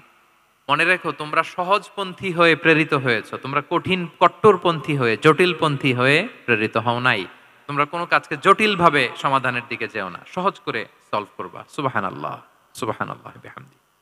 তাহলে দেখেন, ভালোবাসা দিয়ে রাসূল সাল্লাল্লাহু আলাইহি ওয়াসাল্লাম ওই বেদুইনকে যেভাবে আদব শিক্ষা দিলেন, তার হৃদয় জয় করলেন, কঠোরতা দিয়ে পারা যেত? বলেন তো, পারা যেত? পারা যেত না। তো ৬ নাম্বার দাওয়া মেথোডোলজি হচ্ছে, দাওয়া should be full of love, full of love, full of well wishes. আপনি শুভকামনা, ভালোবাসা, এটা দিয়ে আপনি মানুষের হৃদয়ে যতটুকু জায়গা পাবেন, কঠোরতা দিয়ে পাবেন না। আরেকটা ছোট্ট উদাহরণ দেই। সুমামা ইবনে উসাল রাদিয়াল্লাহু তাআলা আনহু, উনি ইয়ামামার অধিপতি। রাসূল সাল্লাল্লাহু আলাইহি ওয়াসাল্লামকে হত্যা করতে এসেছিলেন গোপনে। কি করতে? হত্যা করতে। কি করতে বলেন সবাই? হত্যা করার জন্য এসেছিলেন। কিন্তু দুর্ভাগ্যক্রমে হত্যা করতে এসে সে ধরা পড়ে গেছে সাহাবীদের হাতে। হত্যা করতে পারে নাই সুমামা ইবনে উসাল। তো সাহাবীরা তাকে ধরে মসজিদে নববীর পিলারের সাথে বেঁধে রাখলো। ইসলামকে ডাকলো। তারা বলল যে, ইয়া রাসূলুল্লাহ, দেখেন, ইয়ামামা থেকে আসছে সুমামা ইবনে উসাল আপনাকে হত্যা করবার জন্য। তাকে আমরা ধরে ফেলেছি, আমরা বেঁধে রেখেছি। তো রাসূল ইসলাম তার কাছে যেয়ে তার খোঁজ খবর নিলেন প্রথম দিন, এবং তার সামনে যথারীতি তাওহীদ এবং রিসালার দাওয়াত দিলেন। ফিরে আসলেন। ফিরে এসে সাহাবাদেরকে বললেন, তোমাদের ঘরে ভালো রুটি আছে কার কাছে? রুটির কালেকশন, আটা পিষে রুটি বানাতে পারবে। একজন বলল আমি। বলল যে, এটা সুমামাকে দিয়ে আস। তো দিয়ে আসলো। আরেকজন বলল, ভালো তাজা খেজুর আছে কার কাছে? এক সাহাবী বললেন, আমার কাছে। রাসূল ইসলাম বললেন, যাও, এটা সুমামাকে দিয়ে আস। দিয়ে আসলেন। এরপরের দিন রাসূল ইসলাম যে আবার ইসলামের সৌন্দর্য, হ্যাঁ, মাহাসিনু আহকামি শারিয়া, ইসলামী শারিয়ার যে বিউটি অফ ইসলাম, এটা তুলে ধরলেন। ইসলামের যৌক্তিকতা তুলে ধরলেন। সে অবাক হতে লাগলো যে, কিরে, যুদ্ধবন্দীদের সাথে মুহাম্মদ সাল্লাল্লাহু আলাইহি ওয়াসাল্লাম এবং তার অনুসারীরা এরকম আচরণ করে? সে তো যুদ্ধবন্দী, এত সুন্দর আচরণ। তাকে আবার ইসলামের সুশীতল বাণীগুলোর প্রতি আহ্বান করে রাসূল ইসলাম বাড়িতে এসে এবার নিজের যে উট আছে, উটকে যে পালে, সে রাখালকে বলল, তুমি উটের দুধ দহন করে তাকে কিছু দুধ দিয়ে আসো, যাও। সুবহানাল্লাহ। আসছিল রাসূল সাল্লাল্লাহু আলাইহি ওয়াসাল্লামকে কি করতে? হত্যা করতে। তো তাকে উটের গরম দুধ দিয়ে আসা হলো। সে পেট ভরে খেলো। তৃতীয় দিন এবার রাসূল সাল্লাল্লাহু আলাইহি ওয়াসাল্লাম যে ইসলামের যে ভবিষ্যৎ, ইসলাম মানলে যে জান্নাতে থাকা যাবে, এগুলো সব বললেন, এবং তাকে আরো অনেক মেহমানদারি করলেন, আপ্যায়ন করলেন। ৩ দিন যখন রাসূল সাল্লাল্লাহু আলাইহি ওয়াসাল্লাম ইসলামকে তার সামনে এভাবে প্রেজেন্ট করলেন, আপ্যায়ন করলেন, ভালো আচরণ দেখালেন, সে অবাক হয়ে গেল। আল্লাহ তাআলা তার হৃদয়টাকে নূর দিয়ে আলোকিত করে দিলেন। ৩ দিন পর রাসূল সাল্লাল্লাহু আলাইহি ওয়াসাল্লাম সাহাবীদেরকে ডেকে বললেন, যাও, সুমামা ইবনে উসালের হাত পাগুলো যে রশি দিয়ে বেঁধে রেখেছো, ছেড়ে দাও, রশিগুলো খুলে দাও। সাহাবারা বলেন, কি ইয়া রাসূলুল্লাহ, সে তো খুনি, সে সুযোগ পেলেই তো অ্যাসাসিনেট করতো, তার হাতের রশি খুলে দিতে আপনাকে মেরে ফেলবে। আল্লাহ রাসূল সাল্লাল্লাহু আলাইহি ওয়াসাল্লাম বললেন, না, আমি যা জানি তোমরা সেটা জানো না, যেটা বলেছি তাই করো। মসজিদে নববীর পিলারের সাথে তাকে যে বেঁধে রেখেছো, রশি খুলে দাও, হাত পা খুলে দাও। আল্লাহর হাবিব সাল্লাল্লাহু আলাইহি ওয়াসাল্লামের নির্দেশ মোতাবেক সাহাবারা ওনার হাত খুলে দিলেন, পা খুলে দিলেন। সুমামা ইবনে উসাল কারো সাথে কথা না বলে, তার বাড়ি তো ইয়ামামা, সেখানেও ফিরে গেলেন না, অন্য কোনো শহরেও গেলেন না। তিনি মদিনা থেকে অনতি দূরে একটা খেজুরের বাগান আছে, ওখানে কুয়া আছে, উনি যে ওই কুয়ার পানি দিয়ে গোসল করলেন। গোসল করে পবিত্র হয়ে মসজিদে নববীতে রাসূল সাল্লাল্লাহু আলাইহি ওয়াসাল্লামের কাছে ফিরে আসলেন, আর এসেই ঘোষণা দিলেন, আশহাদু আল্লা ইলাহা ইল্লাল্লাহ ওয়া আশহাদু আন্না মুহাম্মাদার রাসূলুল্লাহ। সুবহানাল্লাহ, সুবহানাল্লাহ। তিনি বললেন যে, আমি সাক্ষ্য দিচ্ছি আল্লাহ ছাড়া কোনো ইলাহ নেই, আরো সাক্ষ্য দিচ্ছি যে মুহাম্মদ আপনি আল্লাহর প্রেরিত বান্দা এবং রাসূল। সুবহানাল্লাহ পড়বেন না সবাই? এবার তিনি বললেন, মুহাম্মদ, আপনার চেহারার চাইতে অপছন্দের চেহারা পৃথিবীতে আর দ্বিতীয়টা আমার কাছে ছিল না, কিন্তু আজকের পর থেকে আপনার চেয়ে প্রিয় চেহারা, আপনার চেহারার চেয়ে প্রিয় কোনো চেহারা আমার কাছে আর নাই। ইসলামের চেয়ে অপছন্দনীয় ধর্ম আমার কাছে আর ছিল না, কিন্তু আজ থেকে ইসলামের চেয়ে পছন্দনীয় কোনো ধর্ম আমার কাছে নাই। মদিনার চেয়ে অপছন্দের শহর আমার কাছে ছিল না, তো আজ থেকে মদিনার চেয়ে কোনো প্রিয় শহর আমার কাছে নাই। সুবহানাল্লাহ। উনি গমের বড় ডিলার ছিলেন, গম ব্যবসা করতেন। উনার থেকে গম নিয়ে মক্কায় মুশরিকরা চলতো। তিনি ঘোষণা দিলেন, আজকে থেকে আমার এলাকার কোনো গম মক্কায় যাবে না। এবার মক্কাবাসী পড়ছে বিপদে, গম ছাড়া তো তারা খেতেও পারবে না। তারা আল্লাহর হাবিব সাল্লাল্লাহু আলাইহি ওয়াসাল্লামের কাছে চিঠি লিখে পাঠালেন যে মুহাম্মদ, তোমার এই যে নতুন অনুসারী সে যদি গম না দেয় আমাদের তো অবস্থা খারাপ, তুমি দয়া করে এই গমের সাপ্লাই আবার যাতে সে চালু করে তুমি একটু বলে দাও। আল্লাহর হাবিব সাল্লাল্লাহু আলাইহি ওয়াসাল্লাম আবার সুমামা ইবনে উসালকে বলে দিলেন, আবার সে সাপ্লাই চালু করলো। সুবহানাল্লাহ বিহামদি। এবং তিনি প্রথম তালবিয়া পাঠ করে ওমরা করেছিলেন, ওনার আগে কেউ এভাবে ওমরা করতে পারেনি। তাহলে দেখেন, আসলো খুনি হয়ে, আসলো কি হয়ে? খুনি হয়ে, আর ফিরে গেল নবী প্রেমিক হয়ে। সুবহানাল্লাহ। এটা কিভাবে সম্ভব হয়েছে? রাসূল সাল্লাল্লাহু আলাইহি ওয়াসাল্লামের উদারতা, ভালোবাসা। ঠিক কিনা বলেন? তাহলে আপনি যদি দাওয়ার কথা বলেন আমাকে, দাওয়া, দাওয়া should be full of love. কারণ ভালোবাসা দিয়ে যা জয় করা যায়, কঠোরতা দিয়ে সেটা পারা যায় না। কয়টা গেল? 6টা। আর রইল কয়টা? 4টা। আগ্রহ আছে তো না শোনার? আচ্ছা, 7 নাম্বার হচ্ছে, 7 নাম্বার, রাসূল সাল্লাল্লাহু আলাইহি ওয়াসাল্লাম যদি কাউকে কারেকশন করতে চাইতেন, কখনো তাকে অপমান করতেন না, অন্যের সামনে তার নাম নিতেন না। নাম না নিয়ে তাকে শুধরে দিতেন। এটা দাওয়ার আরেকটা মেথোডোলজি। কেউ কোনো ভুল কাজ করলে তার নাম ধরে অন্যের সামনে লজ্জিত করতেন না। আমরা কিন্তু অনেক সময় করে ফেলি, করি না? অন্যের সামনে মানুষকে কারেক্ট করি, এটা ঠিক না। The way he use to correct others, আপনি যদি সিরাতের দিকে তাকান, সুবহানাল্লাহ, কিভাবে উনি অন্যকে কারেকশন দিতেন, নাম উল্লেখ করতেন না। আমরা এটা অনেক ভুল করি। আমি এজন্য খুব দুঃখিত এবং লজ্জিত। আমাদের দাওয়া অঙ্গনে আপনি ইউটিউব খুললে দেখবেন যে অনেক দায়ীরা, এক দায়ী আরেক দায়ীকে তুচ্ছ-তাচ্ছিল্য করছে। তার নাম নিয়ে তাকে ছোট করা, তাকে খারিজ করা, তাকে নাকচ করা, সে জাহান্নামী, সে কাফের, সব ইসলামের ঠিকাদারি উনি একা নিজে নিয়ে বসে আছে। আর বাকি যা আছে সব খারিজ। এইটা রাসূল সাল্লাল্লাহু আলাইহি ওয়াসাল্লামের দাওয়ার সাথে যায় না। বরং কেউ যদি কোনো ভুল কিছু বলে, ভুল করে, আপনি যদি মনে করেন যে না তার এটা ভুল, আমারটা সঠিক, তো আপনার নিয়ম হচ্ছে আপনি সঠিকটা প্রচার করা। তাহলে কেউ যদি ভুল করে থাকে তারও টনক নড়বে, বাকিরাও সঠিকটা জেনে যাবে। এটা হচ্ছে রাসূল সাল্লাল্লাহু আলাইহি ওয়াসাল্লামের দাওয়া মেথোডোলজি। তিনি কখনো কারো নাম ধরে অন্যের সামনে, মানুষের সামনে তাকে লজ্জা দিতেন না, তাকে কারেক্ট করতে যেতেন না। এটা ছিল রাসূল সাল্লাল্লাহু আলাইহি ওয়াসাল্লামের বৈশিষ্ট্য। আসুন আমরা সিরাত থেকে দেখি, হাদিস থেকে দেখি। আল্লাহর হাবিব সাল্লাল্লাহু আলাইহি ওয়াসাল্লাম উনি রাতে দিনে কি কি আমল করতেন, গোপন আমল, এগুলো জানার জন্য 3 জন সাহাবী রাসূল সাল্লাল্লাহু আলাইহি ওয়াসাল্লামের স্ত্রীদের কাছে গেলেন। যে জিজ্ঞেস করলেন যে আপনারা আমাদেরকে বলুন যে রাসূল সাল্লাল্লাহু আলাইহি ওয়াসাল্লাম রাতে কি আমল করে, দুপুরে কি আমল করে, বিকেলে কি আমল করে। তো আমাদের আম্মা জানেরা, রাসূল সাল্লাল্লাহু আলাইহি ওয়াসাল্লামের প্রিয়তমা স্ত্রীরা বললেন যে উনি রাতে এরকম তাহাজ্জুদ, দুপুরবেলা এরকম তেলাওয়াত, এই সময় নফল নামাজ, এই সময় এটা এটা এটা করে। আল্লাহর হাবিব সাল্লাল্লাহু আলাইহি ওয়াসাল্লামের পুরো আমলের ফিরিস্তি যখন শোনানো হলো, কাআন্নাহুম তাকাল্লুহা, তাদের কাছে এটা একটা কম মনে হলো পরিমাণে। তারা ভাবছিল হয়তো আরো বেশি করে। তখন তাদের একজন বলল, আরে আইনা নাহনু মিন রাসূলিল্লাহ, কই রাসূল সাল্লাল্লাহু আলাইহি ওয়াসাল্লাম, কই আমরা। রাসূল সাল্লাল্লাহু আলাইহি ওয়াসাল্লামের ব্যাপারে আল্লাহ বলেছেন, কদ গুফিরা লাহু মা তাকাদ্দামা মিন যামবিহি ওয়া মা তাআখার, রাসূল সাল্লাল্লাহু আলাইহি ওয়াসাল্লামের আগের পরের সব গুনাহ মাফ। আদতে তো ওনার কোনো গুনাহই নাই, তারপরও একটা স্পেশাল স্ট্যাটাস হচ্ছে আপনার আগের পরের সব গুনাহ মাফ। তো তারা বলল, যেই মহান ব্যক্তির, যেই নবীর আগের পরের সব গুনাহ মাফ বলে ঘোষণা দেওয়া হয়েছে, তার সাথে তো আমাদের তুলনা করলে হবে না, আমাদের তো বেশি আমল করতে হবে। রাসূল সাল্লাল্লাহু আলাইহি ওয়াসাল্লাম হয়তো এই জন্য এই স্ট্যান্ডার্ড মেইনটেইন করেন না, এরকম করলে তো আমরা মাফ পাবো না আল্লাহর কাছে। ভালো চিন্তা থেকেই, ভালো চিন্তা থেকেই তারা ভাবছেন যে না, আমাদের আমল আসলে কম হয়ে যাচ্ছে, বাড়াইতে হবে। রাসূল সাল্লাল্লাহু আলাইহি ওয়াসাল্লামের কথা ভিন্ন, আমাদের বাড়াইতে হবে। তো কি করতে হবে? একজন বলল, আজকে থেকে আমি সারা রাত নফল নামাজ পড়বো, সারা রাত ঘুমাবো না আর। নিয়ত করে ফেলছে আমি সারা রাত নফল নামাজ, এশার পর থেকে যে নফল শুরু হবে ফজর পর্যন্ত, ঘুমটম নাই। আচ্ছা, গেল। আরেকজন বলল, আমি সারা বছর রোজা রাখবো, কালকে থেকে যে রোজা ধরবো আর ভাঙবো না, সারা বছর। আরেকজন বলল, আমার কয়েকজন স্ত্রী আছে, আমি আর স্ত্রীদের কাছে যাব না, আমি এখন থেকে সন্ন্যাসী, বৈরাগী জীবন যাপন করব, আমি আর কোনো নারীর কাছে যাচ্ছি না। তো এই ঘোষণা যখন তারা দিয়ে ফেলছে, এটা রাসূল সাল্লাল্লাহু আলাইহি ওয়াসাল্লামের কান পর্যন্ত যেয়ে পৌঁছালো। আল্লাহর হাবিব সাল্লাল্লাহু আলাইহি ওয়াসাল্লাম এটা শুনে ফেললেন। শুনে রাসূল সাল্লাল্লাহু আলাইহি ওয়াসাল্লাম এটা অপছন্দ করলেন, কারণ এটা তো রাইট ট্র্যাক না, ওনারা ভুল করতেছে। তো একটা ভরা মজলিসে রাসূল সাল্লাল্লাহু আলাইহি ওয়াসাল্লাম বললেন, আনতুমুল্লাযীনা কুলতুম কাযা ওয়া কাযা, শুনলাম তোমাদের মধ্যে কে কে নাকি এমন এমন বলছো। সুবহানাল্লাহ। তিনি বলতে পারেন, এই আব্দুল্লাহ দাঁড়াও, এই আব্দুর রহমান স্ট্যান্ড আপ, এই দাঁড়াও, তুমি নাকি এটা বলছো, তুমি এটা বললে তো ওনারা লজ্জা পেতেন না, সবার সামনে লজ্জা পেতেন। উনি এটা না করে কাজ হাসিল হয়ে যাচ্ছে, বললেন আনতুমুল্লাযীনা কুলতুম কাযা ওয়া কাযা। অনেক বর্ণনা এরকম পাওয়া যায়, মা বালু আকওয়ামিন ইয়াফআলুনা কাযা ওয়া কাযা, মা বালু আকওয়ামিন ইয়াকুলুনা কাযা ওয়া কাযা। তাদের কি হলো, তারা এমন এমন বলে, তাদের হলোটা কি, তারা এমন এমন বলে, এইভাবে তিনি শুধরে দিতেন। তো বললেন তোমাদের মধ্যে কেউ কেউ নাকি এটা বলে এটা বলে, এই ওই তিনজনের তো টনক নড়ে গেছে, আর বাকিরা শুনতেছে। তখন রাসূল সাল্লাল্লাহু আলাইহি ওয়াসাল্লাম বললেন, না, এটা ঠিক নয়। আমি তোমাদের মধ্য থেকে সবচেয়ে বেশি মুত্তাকি, সবচেয়ে বেশি বুজুর্গ। ওয়াল্লাহি ইন্নী লা আখশাকুম লিল্লাহি ওয়া আতকাকুম লাহু। আমি তোমাদের মধ্যে থেকে আল্লাহকে সবচেয়ে বেশি ভয় পাই। বলেন তো রাসূল সাল্লাল্লাহু আলাইহি ওয়াসাল্লামের চেয়ে বেশি আল্লাহকে ভয় পাওয়া কারো পক্ষে সম্ভব?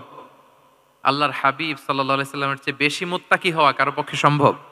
আমার নবীর চাইতে শ্রেষ্ঠ হওয়া সম্ভব? তার যে স্ট্যান্ডার্ড ইবাদতের, এটারে ছাড়ায় যাওয়া সম্ভব? সম্ভব না। তো তিনি বললেন যে আমি রাত্রিবেলা ঘুমাই আসার পরে, আবার শেষ রাতে তাহাজ্জুদও পড়ি। ঘুমও আছে, নামাজও আছে, ব্যালেন্স। আমি সোম বৃহস্পতিতে রোজা রাখি, সপ্তাহের বাকি দিনগুলোতে খাই।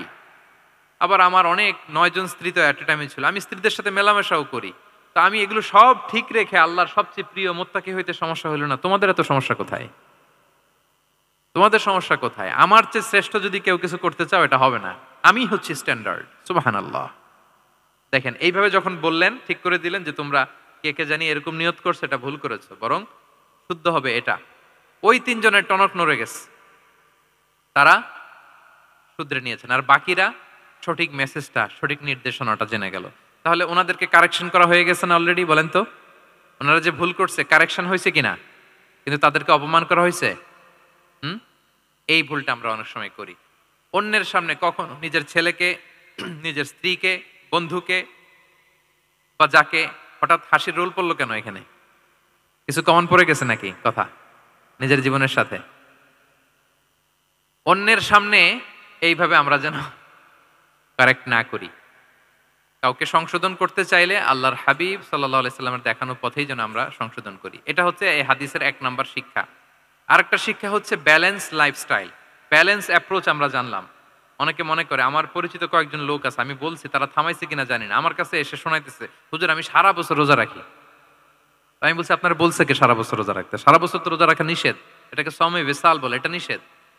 বরং সবচেয়ে বেশি যদি কেউ রাখতে চায়, রাসূল সাল্লাল্লাহু আলাইহি ওয়াসাল্লাম বলছে, তাহলে সওমুল্লাহি দাউদ, সিয়ামু দাউদ, দাউদ আলাইহিস সালামের রোজা। এর চেয়ে বেশি না। একদিন রাখবা, আরেকদিন ভাঙবা, একদিন রাখবা, আজকে রোজা রাখলে কালকে খাবেন, কালকে রাখবেন না, এরপরের দিন রাখবেন, এরপরের দিন ভাঙবেন। এর চেয়ে বেশি রাখা যায় না। লাগাতার রোজা রাখা নিষেধ। লাগাতার ৬ মাস, ৫ মাস, সারা বছর অনেকে রোজা রাখে, এটা না জানার কারণে। তাহলে এই যে ইসলামের যে ব্যালেন্স লাইফস্টাইল, এটা আমরা জানলাম। কাউকে কিভাবে শুধরে দিতে হবে, কারেক্ট করতে হবে, কারেকশনের ওয়ে, এটা আমরা জানলাম। আরেকটা হচ্ছে ইসলাম যে the combination of material and spiritual life, এইটার একটা তথ্য আমরা জানলাম যে আপনার এই দুনিয়াও লাগবে, আপনার আখিরাতও লাগবে। আপনি সব ছেড়ে দিয়ে শুধু আল্লাহর রাস্তায় চলে গেলে ওইটা ইসলাম শিখায় নাই। ইসলাম যে আমাদেরকে ফরিয়াদ শিখায়, প্রার্থনা শিখায়, রব্বানা আতিনা ফিদ দুনিয়া হাসানা ওয়া ফিল আখিরাতি হাসানা ওয়া কিনা আযাবান নার। হে আল্লাহ, আপনি দুনিয়াতেও হাসানা দেন, আখিরাতেও হাসানা দেন। আগে চাইছি কোনটা, আখিরাত না দুনিয়া? সবাই বলেন তো, রব্বানা আতিনা ফিল আখিরাতি হাসানা ওয়া ফিদ দুনিয়া হাসানা, এরকম নাকি রব্বানা ফিদ দুনিয়া হাসানা? দেখেন, দুনিয়াটা আগে, দুনিয়াটা আগে। তো ব্যালেন্স, এই ভারসাম্য রাখাটা, আমি আলোচনা শুরুই তো করেছি ওয়াসাতিয়া, মানে ভারসাম্যপূর্ণ। ইসলামের নেচারটা হচ্ছে ব্যালেন্সড অ্যাপ্রোচ। এটা আমরা এই হাদিস থেকে শিখতে পারি। আমাদের অনেকেরই এটাতে ঘাটতি আছে, অনেক জ্ঞানী, অনেক স্কলার, অনেক তার কিছু, কিন্তু তার মধ্যে ভারসাম্য এবং পরিমিতি বোধ নাই। পরিমিতি বোধ, ভারসাম্য, ব্যালেন্স লাইফস্টাইল, এটা অনেকে অ্যাডপ্ট করতে পারে না। এটা বছরের পর বছর সাধনা করতে হয়, অ্যাডপ্ট করে নিতে হয় নিজের সাথে। তাহলে ৭ নাম্বার হচ্ছে, কাউকে শুধরে দিতে চাইলে আপনি কিভাবে শুধরে দিবেন, এটা আমরা জানলাম। তাকে সবার সামনে লজ্জা দিয়ে শুধরে দেওয়া যাবে? তাহলে কৌশলে তাকে শুধরে দিতে হবে। পারা যাবে তো ইনশাআল্লাহ? কয়টা গেল? ৮ নাম্বার। ৮ নাম্বার হচ্ছে, এটা দায়ীদের জন্য অনেক বড় রিমাইন্ডার। সেটা হচ্ছে, আমরা যে দাওয়া দেই, এটা খেয়াল রাখতে হবে। আমি যা বলি ওটা সবার আগে অ্যাপ্লাই করতে হবে নিজের মধ্যে। আমরা অনেক সময় এটা করে ফেলি যে ভালো একটা হাদিস শুনলে, কোরআনের আয়াত শুনলে, একটা কিছু শুনলে মনে করি যে এগুলো এই সবার জন্য, মানে এটা বাদ, এখান থেকে শুরু, লাইনটা এখান থেকে শুরু, এইখান থেকে যারা আছে এই সবাই এগুলো পালন করবে, আমি এটার বাইরে। দেখবেন যার সাথেই কথা বলেন তার কোনো সমস্যা, তার দোষ, তার কিভাবে সেলফ ডেভেলপমেন্ট, আত্মোন্নয়ন, আত্মশুদ্ধি, শুদ্ধাচার, এগুলো নিয়ে কথা নাই। খালি বলেই যে কি সমস্যা রে ভাই সমাজে, জানেন শেষ হয়ে গেল দেশটা। তারপর রাজনীতিতে সমস্যা, সমাজে সমস্যা, হুজুরদের মধ্যে সমস্যা, ওদের মধ্যে সমস্যা, শুধু সমস্যা, মানে উনি সব জায়গায় সমস্যা দেখতে পায়। কিন্তু বেসিকলি আপনি যখন সমস্যা নিয়ে কথা বলবেন, সবার আগে খেয়াল করতে হবে যে ওই সমস্যায় আমি আক্রান্ত কিনা। আমরা কেন যেন অন্যকে কাঠগড়ায় দাঁড় করাতে বেশি পছন্দ করি। কিন্তু নিয়ম হচ্ছে নিজেকে বারবার কাঠগড়ায় দাঁড় করানো। যে আমি ঠিক করতেছি কিনা। আসলে আমার মধ্যে শুদ্ধাচার আছে কিনা, আমার লেনদেন ঠিক আছে কিনা, আমার মধ্যে সততা আছে কিনা, do I live a decent life, আমি যা বলি আমি তা করি কিনা। এটা অনেক সময় আমরা ভুলে যাই। আমরা যা বলি সেটার জন্য আগে আমরা নিজে আমল করতে পারি। আল্লাহ তৌফিক দান করুক। আল্লাহ তাআলা বলছেন, ইয়া আইয়ুহাল্লাযীনা আমানু লিমা তাকুলুনা মা লা তাফআলুন। কেন তুমি সেটা বলো যেটা তুমি করো না? কেন সেটা বলো? তো আমরা যদি দাওয়া কাজ করতে চাই, আমি যে দাওয়াটা দিব বা নাসিহাত দিব বা বার্তাটা রাখবো, সবার আগে যেন এটা নিজের দিকে, ওই তীর যেন নিজের দিকে থাকে, যে না এটা আগে তোমার জন্য। আগে তুমি পালন করো, পাশাপাশি এটা সবার জন্য। এটা যেন আমরা করি। আল্লাহর হাবিব সাল্লাল্লাহু আলাইহি ইসলামের জীবনে যদি আমরা দেখি তাহলে দেখব উনি যা বলতেন ওইটা নিজে আগে বেশি করতেন। আল্লাহু আকবার। উনি ইবাদতের কথা বলতেন, আল্লাহর সামনে নিজেকে সঁপে দেওয়ার কথা বলতেন। আর নিজেকে কিভাবে সঁপে দিতেন দেখেন। তিনি যখন দোয়া করতেন, নিজেকে ছোট করতে করতে তিনি আল্লাহরে বলতেন, আল্লাহুম্মা ইন্নী আবদুক ওয়া ইবনু আবদিক ওয়া ইবনু আমাতিক নাসিয়াতি বিয়াদিক। হে আল্লাহ, আমি আপনার দাস। আল্লাহ, আমি দাসের ঘরের দাস, দাসীর ঘরের দাস। মানে আমার পিতা আব্দুল্লাহ আপনার দাস, আমার মা আমিনা আপনার দাসী। তো আমরা সবাই আপনার গোলামের ঘরের গোলাম। এর চেয়ে তুচ্ছ, ছোট, নগণ্য করে কি আর আল্লাহর সামনে নিজেকে পেশ করা যায় বলেন? এরপর তিনি বলতেন, নাসিয়াতি বিয়াদিক। আল্লাহ, আমার মাথার চুলের ঝুঁটি আপনার হাতের মুঠোয়। মাথার চুলের ঝুঁটি হাতের মুঠোয় মানে কি? আপনি ডানে টান দিলে আমি ডানে যেতে বাধ্য, আপনি বাঁয়ে টান দিলে মানে আমার আর কিছু নেই। আল্লাহ, সব সঁপে দিলাম আপনার কাছে। কিভাবে নিজেকে তিনি সঁপে দিতেন? তাহাজ্জুদের সালাতে যখন রাতে দাঁড়াতেন, আম্মা জান আয়েশা রাদিয়াল্লাহু তাআলা আনহা বলেন, দাঁড়িয়ে থাকতে থাকতে পা দুইটা ফুলে যেত এরকম, হাত্তা তাতাফাত্তারা কদামা। খুব কষ্ট হতো আল্লাহ রাসূল সাল্লাল্লাহু আলাইহি ওয়াসাল্লামের। আম্মা জান আয়েশা বলতেন, ইয়া রাসূলুল্লাহ ক্বাদ গুফিরা লাকা মা তাকাদ্দামা মিন যামবিকা ওয়া মা তাআখার। আল্লাহ তো বলেছেন আপনার সব গুনাহ মাফ। গুনাই তো নাই, তাও ঘোষণা সব গুনাহ মাফ। এত কষ্ট নিজের দেহের উপর নিজে কেন দেন? আল্লাহর হাবিব সাল্লাল্লাহু আলাইহি ওয়াসাল্লাম বলতেন, আফালা উহিব্বু আন আকুনা আবদান শাকুরা। হ্যাঁ আয়েশা, এটা ঠিক আল্লাহ আমাকে মর্যাদা দিয়েছেন, কিন্তু আমি কি শুকরগুজার বান্দা হতে চাইবো না? আল্লাহর নেয়ামতে যে আমি ভেসে বেড়াই, আল্লাহর নেয়ামতে যে আমি বেঁচে আছি, আল্লাহর অনুগ্রহের কারণে যে আমার এত সম্মান, সে আল্লাহর প্রতি আমি কি নিজেকে পেশ করব না? আফালা উহিব্বু আন আকুনা আবদান আমি কি শুকরগুজার হব না? আমার রোলটা তো আমাকে প্লে করতে হবে। আমাকে তো উজাড় করে আমার রবের সামনে আমাকে উপস্থাপন করতে হবে। দেখেন, শুধু বলতেন না, করে দেখাতেন। রাতের সালাতে যখন কিয়ামুল লাইল করতেন, কাঁদতে কাঁদতে দাড়ি ভিজে যেত। কাঁদতে কাঁদতে হাত্তা বাল্লাল আরদা হাত্তা বাল্লা লিহিয়াতাহু হাত্তা বাল্লা হাজারাহু। কাঁদতে কাঁদতে জুব্বা ভিজে যেত। সিজদায় পড়ে যখন থাকতেন, কাঁদতে কাঁদতে জমিন ভিজিয়ে ফেলতেন আল্লাহর হাবিব সাল্লাল্লাহু আলাইহি ওয়াসাল্লাম। এভাবে নিজেকে আল্লাহ তাআলার সামনে পেশ করতেন। তো আমরা যারা দাওয়া অঙ্গনে কাজ করি, এটা খুব পিচ্ছিল পথ, এটা খুবই পিচ্ছিল। আমাদের খেয়াল রাখতে হবে যে আমি যা বলি এটা আমি করি কিনা। এটা দায়ীদের জন্য চ্যালেঞ্জিং। সে নিজে একটা ডিসেন্ট লাইফ লিড করা, তার নিজের মধ্যে সততা থাকা, নৈতিকতা থাকা, মোরালিটি, এথিক্স, ভ্যালিউজ নিয়ে যে আমরা বলি, ওই ভ্যালিউজ এর প্র্যাকটিস যেন আমাদের মধ্যে থাকে। আল্লাহ তাআলা আমাদেরকে তৌফিক দান করুক। আমরা পড়ি আমিন। ৯ নম্বরে হচ্ছে কনসিডারেট হওয়া। রাসূল সাল্লাল্লাহু আলাইহি ওয়াসাল্লাম খুবই কনসিডারেট ছিলেন। এটা খুব গুরুত্বপূর্ণ, খেয়াল করে শুনুন। কনসিডারেট মানে খুব উচ্চ বিবেকবোধ সম্পন্ন ব্যক্তিত্ব, খুব বিবেকবোধ সম্পন্ন। আমাদের অনেকের মধ্যে এটা, আমাদের অনেকের সেন্স কাজ করে না। আল্লাহর হাবিব সাল্লাল্লাহু আলাইহি ওয়াসাল্লাম, হি ওয়াজ এ ম্যান অফ 6 সেন্সেস। ৬টা সেন্স ওনার কাজ করতো। সুবহানাল্লাহ, সুবহানাল্লাহ। কথা বলতেছেন, ওদিকে কি হচ্ছে, ওদিকে সব একসাথে এট এ গ্ল্যান্সে তিনি মেইনটেইন করতেন। সুবহানাল্লাহ বিহামদিহি। তো এই উচ্চ বিবেকবোধ সম্পন্ন হইতে হবে দায়ীদের। রাসূল সাল্লাল্লাহু আলাইহি ওয়াসাল্লাম একবার নামাজ পড়াচ্ছেন, পিছনে বাচ্চার কান্নার আওয়াজ, নামাজ ছোট করে দিয়েছেন। একেবারে ছোট, শর্ট করে সিজদা, রুকু, মানে যতটুকু না হলেই না, অতটুকু করে নামাজ শেষ। জিজ্ঞেস করা হলো কেন? বললেন যে আমি দেখলাম একটা ছোট বাচ্চা কাঁদছে, এই বাচ্চার মায়ের বোধহয় খুব কষ্ট হয়ে যাচ্ছে পেছনে। বাচ্চাটাকে সামলাতে মহিলাদের প্রেয়ার হলে মাটার বোধহয় খুব কষ্ট হচ্ছে। এজন্য আমি নামাজটা একটু শর্ট করে দিয়েছি। সুবহানাল্লাহ। আমরা নামাজে দাঁড়ালে দিন দুনিয়ার হুঁশ নাই, কি হচ্ছে না হচ্ছে না। আপনার সব খেয়াল রাখতে হবে, কি হচ্ছে। You are a leader, you are a দাঈ, আপনাকে এটা খেয়াল রাখতে হবে। রাসূল সাল্লাল্লাহু আলাইহি ওয়াসাল্লাম এরকম উচ্চ বিবেকবোধ সম্পন্ন লোক ছিলেন। মুআয ইবনে জাবালকে এক জায়গার মদিনার পাশেই ইমাম করে পাঠালেন, ইমাম। তো ওই এলাকার মুসল্লিরা ছিলেন শ্রমজীবী। কি জীবী? শ্রমজীবী। ওনারা উট দিয়ে পানি নিয়ে খেজুর গাছে পানি সেচ দিত তারা, খুব কষ্ট করে সারাদিন। তো উনি মাগরিবের নামাজে একদিন নামাজ শুরু করলেন, আল্লাহু আকবার বলে সূরা ফাতিহার পরে উনি সূরা বাকারা শুরু করলেন। কোন সূরা? কোরআনের সবচাইতে ছোট সূরা নাকি? হ্যাঁ, আয়াত কত? সবচাইতে বড় সূরা। তো উনি হয়তো একটা খুব মানে চিল মুডে আছেন, একটা খুব ভালো মুডে আছেন, এবাদতের একটা মুডে আছেন। উনার আবেগ থেকে উনি হয়তো সূরা বাকারা শুরু করে দিয়েছেন, তেলাওয়াত করে করে মজা পাচ্ছেন, করতেছেন। কিন্তু পিছনে মুসল্লিরা হচ্ছে শ্রমজীবী, সারাদিন খেতে খামারে খেজুর বাগানে কাজ করে ওনারা নামাজ পড়তেছেন। একদল তো নামাজ ছেড়ে দিছে, ছেড়ে দিয়ে নিজেরা নামাজ পড়ে আল্লাহর হাবিব সাল্লাল্লাহু আলাইহি ওয়াসাল্লামের কাছে যে বিচার দিলেন যে, ইয়া রাসূলুল্লাহ, দেখেন এমন একজনকে ইমাম হিসেবে পাঠালেন, উনি মাগরিবের নামাজ শুরু করছে সূরা বাকারা দিয়ে। আমরা হচ্ছে শ্রমজীবী মানুষ, আমরা কি পারি এত সময় দাঁড়িয়ে থাকতে? রাসূল সাল্লাল্লাহু আলাইহি ওয়াসাল্লাম খুব রেগে গেলেন, খুব। মুআয ইবনে জাবাল রাদিয়াল্লাহু তাআলা আনহুকে ডেকে পাঠালেন। ডেকে কি শব্দ ইউজ করছে জানেন? উনি বললেন, আফাত্তানুন আনতা ইয়া মুআয। ফাত্তান মানে ফিতনাবাজ। হে মুআয, তুমি কি সমাজে ফিতনা ছড়াচ্ছ? তোমাকে পাঠালাম সেখানকার ইউনিটি ধরে রাখতে, ইমাম হয়ে নামাজ পড়াবা, তালিম দিবা। আফাত্তান আনতা ইয়া মুআয, তুমি ফিতনা ছড়াচ্ছ? তুমি কেন সাব্বিহ ইসমা রাব্বিকাল আলা তোমার মুখস্থ নাই? ওয়াশ-শামসি ওয়া দুহাহা মুখস্থ নাই? হাদিসে দুইটা সূরার কথা, যে এই সাইজের সূরাগুলো পারো না, তুমি এগুলো দিয়ে নামাজ পড়াবা যাতে ওদের কষ্ট না হয়। ওরা তো শ্রমজীবী সাহাবী, ওদের দিকে তো তোমার খেয়াল রাখতে হবে, কনসিডারেট হতে হবে। সুবহানাল্লাহি বিহামদি। দেখেন রাসূল সাল্লাল্লাহু আলাইহি ওয়াসাল্লাম ইমামকে এনে শাসন করলেন, বুঝিয়ে বললেন যে না, তোমাকে ছোট ছোট সূরায় নামাজ পড়াতে হবে যাতে করে কষ্ট না হয়। এবং রাসূল সাল্লাল্লাহু আলাইহি ওয়াসাল্লাম কাউকে কোনো দায়িত্ব দিয়ে কাজে পাঠালে ওনার বিখ্যাত একটা বাণী তিনি বলে দিতেন। আমার ভেরিফাইড যে ফেসবুক পেজের কভার ফটোতে দেখবেন এই হাদিসটা দেয়া। সেটা হচ্ছে, তিনি কাউকে কোনো দায়িত্ব দিয়ে পাঠালে তিনি বলতেন, বাশশিরু ওয়ালা তুনাফফিরু, ইয়াসসিরু ওয়ালা তুআসসিরু।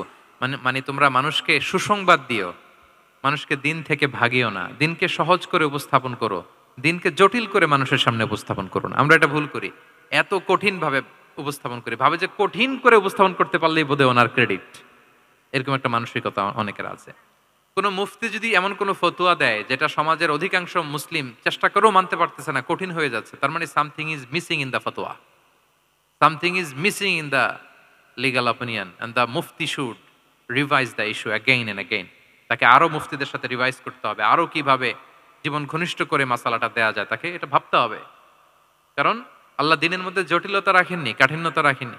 আমরা দিনকে কঠিনভাবে মানুষের কাছে উপস্থাপন করি, মানুষকে ভয় দেখাই, আমরা হতাশ করি, দিন থেকে ভাগাই। রাসূল সাল্লাল্লাহু আলাইহি ওয়াসাল্লাম বলেছেন, খবরদার দিন থেকে ভাগিও না, সহজ করে মানুষের কাছে উপস্থাপন করো, দিনকে জটিল করে মানুষের কাছে উপস্থাপন করবে না। তো তাহলে কনসিডারেট ছিলেন রাসূল সাল্লাল্লাহু আলাইহি ওয়াসাল্লাম, খুব উচ্চ বিবেক বোধ সম্পন্ন ব্যক্তি ছিলেন। একবার মাগরিবের সালাতে অথবা এশার সালাতে হাদিসে এসেছে যে ইহদা সলাতাইল ইশা মানে মাগরিব অথবা এশায় হাসান হুসাইন রাদিয়াল্লাহু তাআলা আনহুমাকে নিয়ে তিনি নামাজে গেলেন। নামাজের এক পর্যায়ে সেজদারত অবস্থায় ওনার নাতি হাসান রাদিয়াল্লাহু তাআলা আনহু ওনার কাঁধের উপরে চেপে বসলেন, দীর্ঘ সেজদা দিলেন। এরপর যখন নামাজ শেষ করলেন, সাহাবারা বললেন, ইয়া রাসূলুল্লাহ, এত লম্বা সেজদা দিতে তো কখনো দেখি নাই, নামাজে কি অসুস্থ হয়ে গেলেন নাকি? অথবা নামাজ চলা অবস্থায় কি কোরআনের আয়াত নাজিল হলো নাকি? রাসূল সাল্লাল্লাহু আলাইহি ওয়াসাল্লাম বললেন, কুল্লু যালিকা লাম ইয়াকুন, একটাও না, বরং ওয়ালাকিন নাবনি ইতাহালানি, আমার নাতি আমার কাঁধে উঠছিল। ফাকারিহতু আন উআজ্জিলাহু হাত্তা ইয়াকদিয়া হাজাতা, আমি সেজদায় উঠতে গেলেই তো ও যে খেলতেছে এটা ডিস্টার্ব হয়ে যাবে, তো ওর যতক্ষণ না ওর খেলা শেষ না হয় আমি একটু ওয়েট করতেছিলাম। তার খেলাধুলা শেষে তার সময় যখন হয়েছে নেমে গেছে, আমি তখন সেজদা থেকে মাথা উঠিয়েছি। কি কনসিডারেট ছিলেন দেখেন, কি উচ্চ বিবেক বোধ সম্পন্ন, অন্যের যাতে কষ্ট না হয়, অন্যের যে কোনো কনসার্ন, এগুলো সব তিনি খেয়াল রাখতেন। তো দাঈদের এরকম সিক্স সেন্সের অধিকারী হওয়ার চেষ্টা করতে হবে। আল্লাহ তাআলা আমাদেরকে তৌফিক দান করুক। কয়টা গেল? 9টা। আর একটা সর্বশেষ, এটা খুব গুরুত্বপূর্ণ, আপনাদের সাথে খুবই রিলেভেন্ট, মনোযোগ দিয়ে শুনুন। সেটা হচ্ছে প্রপার টাইমিং ফর দাওয়া। দাওয়ার জন্য টাইমিংটা খুব গুরুত্বপূর্ণ। টাইমিং ইজ প্রপার টাইমে যদি দেন, ওটা ক্লিক করবে, ওটা স্পার্ক করবে। আর যদি সময় মতো না হয়, ওটা কাজ করবে না। প্রপার টাইমে প্রপার দাওয়াটা দিতে হয়, সঠিক সময়ের অপেক্ষা করা, যখন সেই সময়টা আসছে তখন দাওয়া দেওয়া। বুঝতে পেরেছেন না ব্যাপারটা? একটা ছোট্ট উদাহরণ দেই। এক ইহুদি কিশোর রাসূল সাল্লাল্লাহু আলাইহি ওয়াসাল্লামের খেদমত করতো। ইহুদি কিশোর, কোন ধর্মের কিশোর বলেন তো? ইহুদি কিশোর প্রায় আসতো রাসূল সাল্লাল্লাহু আলাইহি ওয়াসাল্লামের কাছে আসতো, রাসূলুল্লাহ ইসলামের সেবা করত, কিন্তু তাকে কখনো রাসূলুল্লাহ ইসলাম দিনের দাওয়াত দেন নাই। ছেলেটা ইহুদি, কিন্তু তার সামনে কখনো দিনের দাওয়াত তিনি দেন নাই। তো একদিন দেখে যে ওই ছেলে আসে না, লাগাতার এরকম কয়েকদিন যাবত ওই ছেলে আর আসে না। তখন রাসূলুল্লাহ ইসলাম খোঁজ নিলেন যে কি হয়েছে।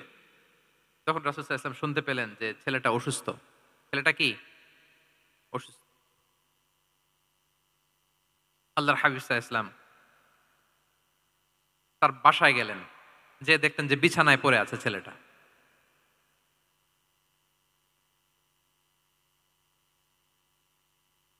যে দেখলেন যে ইহুদি ছেলেটা বিছানায় পড়ে কাতরাচ্ছে, পাশে ছেলেটার বাবা। রাসূল সাল্লাল্লাহু আলাইহি ইসলাম তার মাথায় হাত বুলিয়ে দিলেন, তার খোঁজ খবর নিলেন।